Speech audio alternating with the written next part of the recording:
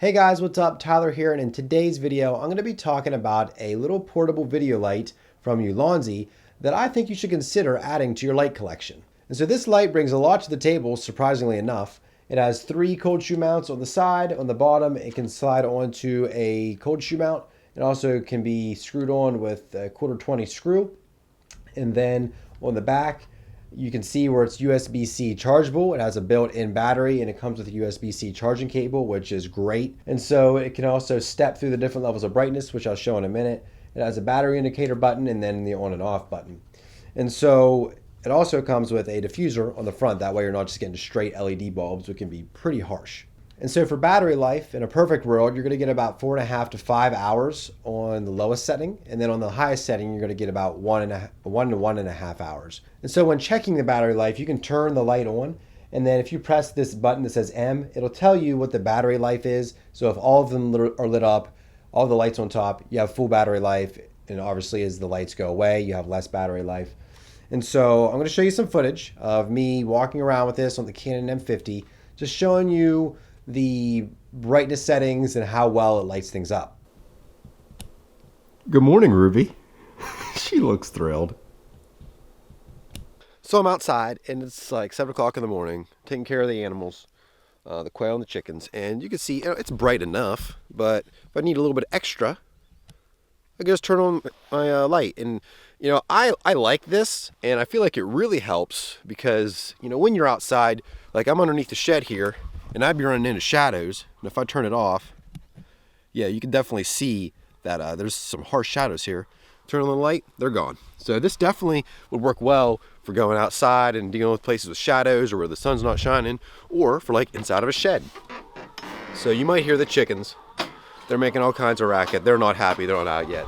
But this definitely is helping, and I could actually even bump the light up. Oh my gosh, you guys are so loud. And there you go.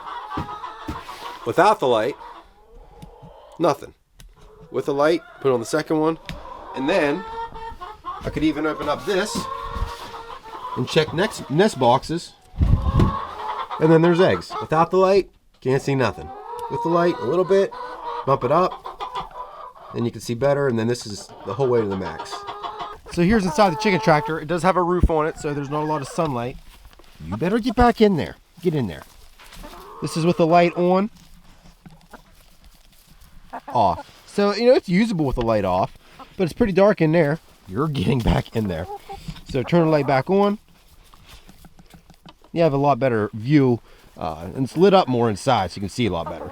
And this is with the light, and my ISO is only set to 500, which is going to give you a better images quality, not as grainy, and not as noisy. But if I took that light off, this is what I'm with. You can tell it's really lighting my face up completely. Now I have to change this. That's one thing I don't like, is that you have to reset the light value every time you turn it off and turn it back on. It's kind of annoying, especially when you're doing something like this. But if you're sitting doing a recording session, it's probably not as bad. But yeah, I mean, it's pretty good. So as you can see, this light is pretty bright. Even when I'm sitting here in the studio setup, you can see I just turned it on, and this is with it on my face on the lowest setting. And I'm going to step up here. Next, mid-level, almost the highest level. Between the 4th and the 5th levels, there's really not much difference, but this is pretty bright. You can see it definitely dies off as you move it away. You really can't tell much of a difference. A little bit. It is a 5500 Kelvin light, roughly. That's going to be a little bit off that exact mark because this light does run about 20 to 25 bucks, depends when you get it. So it's not going to be perfect right on the money. And I do wish it was bicolor, because if you don't have a light setup that is either bicolor or 5500, you're going to get a lot of cool light coming in if you're using like tungsten lighting. Like the lights I have right now, it's kind of like a mix between warm and daylight, but this definitely is a lot more bluer. So you can probably see that I'm a little bit more whitish blue whenever I bring the light in. I'm definitely overexposed, that's for sure. If you blend your light well, I don't think you should have really much of an issue. Or if really this is your main light source, you could do that. You're not going to have much backlighting or fill lighting, but if this is your key light, this is all you have, it could work.